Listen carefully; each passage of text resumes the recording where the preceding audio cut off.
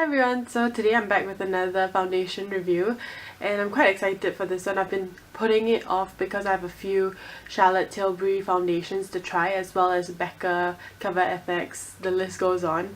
Burberry especially, I'm really looking forward to that one. But yeah, I'm doing the Charlotte Tilbury Magic Foundation as inspired by Karima, who just released her video.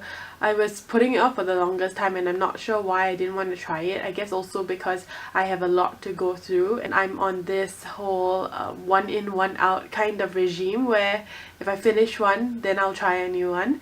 So basically this is how it looks like.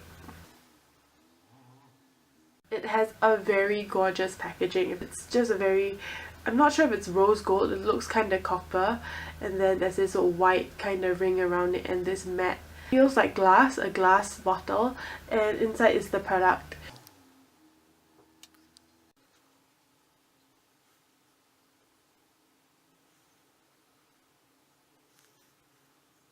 So if I open it up, it comes with a really nice plastic pump. And yeah, I'm in the shade 4 Fair and it's labeled as one of the paler colours. But yeah, I went for this one just because I wanted to match my actual complexion rather than constantly matching to my tanner body. So yeah, we'll just see how it goes, and if you want to see my thoughts about this foundation then just keep on watching. So as usual, I'm bringing you guys in a little closer. I'm just going to prime one side of my face.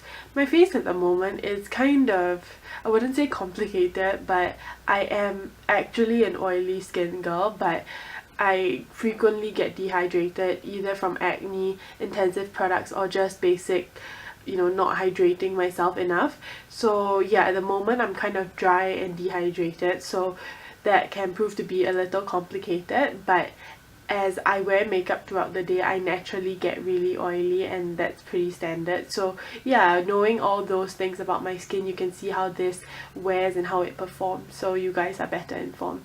So yeah, I think I'm going to perhaps just mask the appearance of my pores a little bit. I'll be using the Benefit Professional.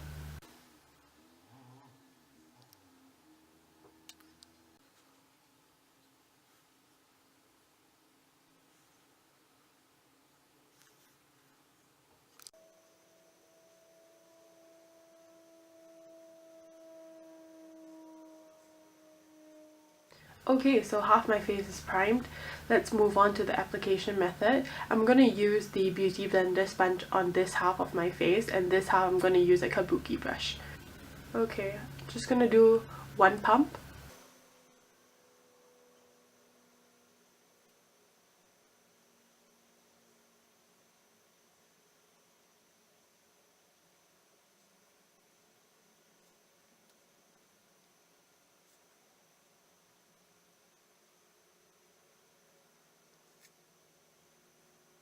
So that's with one pump, and as you can see, I would call it like a light medium coverage. I think on her video what she mentioned was that it was like quite a medium coverage without too much effort, and she has really good skin. Like, let's be honest, she has really good skin and I don't. I have quite a number of acne, scarring and textured surfaces, so that's the kind of skin condition we are working with now. And as you can see, certain acne spots are still peeking through. I think one pump didn't really go a very long way, but it does give me a very natural coverage that if I wanted to go, I wouldn't say to the market, but if I wanted to go to the supermarket or something like that, and I just wanted to neutralize my unevenness, I think this would do it, but it doesn't really provide me a very solid medium coverage. So let's try building up the coverage with the Beauty Blender sponge on this side of my face where I need it more.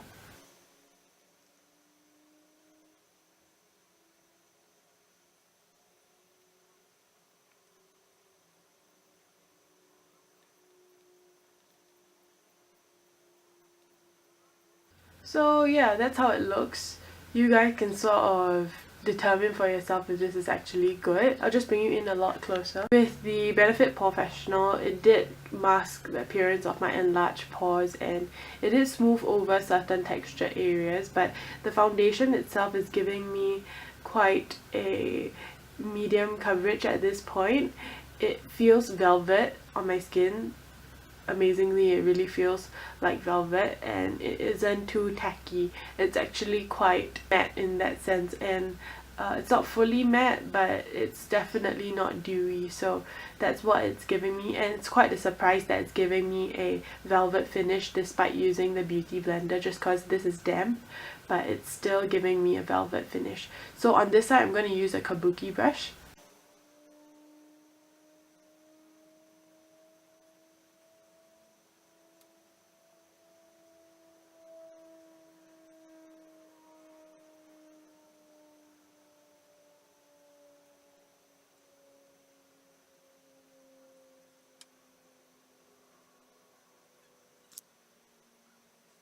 So based on the review that I just watched about this foundation, actually I have quite a, I wouldn't say controversial, but a differing opinion. She mentioned that using a brush it didn't apply very well, but it's also her first impressions, let's be fair. But I find that applying it with the brush, I use a lot less product than I did with the sponge.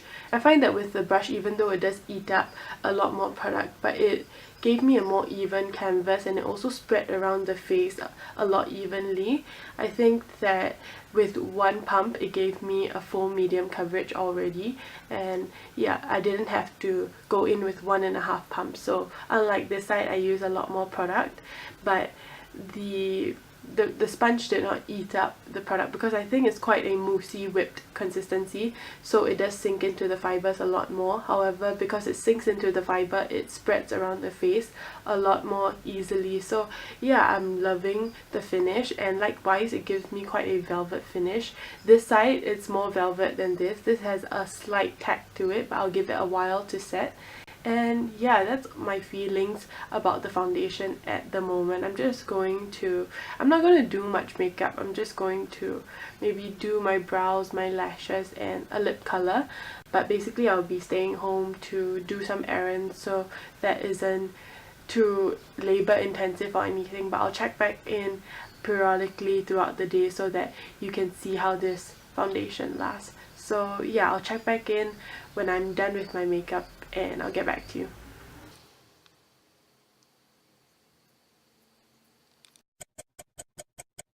So yeah, I'm just done with my makeup, which is not much. I didn't put concealer, setting powder, not even blush or contour, but I just did my lashes, my brows, and a tint of color, which is just tinted lip balm, and I rubbed it into my lips. Sorry if I'm rambling, but yeah, basically I'm not going to be doing much, so I didn't see the need of dolling up too much. But as you can see, this is how the foundation looks after application, and I did a review about this Korean brow tinting brow gel thing. Quite famous in Korea, I assume so, because it's received quite a hype in the beauty world. So if you want to see that review, you can check it out in the description box below, as well as this brand focus review, which is using all the products from this Korean brand, including things like foundation, concealer, blush, you know, all you can think of. But yeah, you can check that out in the description box. With the Charlotte Tilbury foundation, this one here, as you can see, this is how it looks. It's about 8 AM, and I'll check back in either at the end of the day or a periodic check-in, which is like maybe a few hours of working. I'll let you know how it wears in terms of, you know, whether oil seeps through and that kind of thing. But at the moment, my nose and my T-zone is really dry and flaky, but it didn't really accentuate it, I would say, but it does show. But yeah, I'm loving how it looks at the moment, and I'll let you guys know how it lasts throughout the day.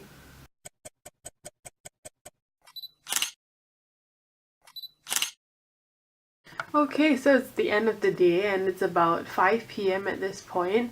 When I first checked in, it was about 8 AM, I assume.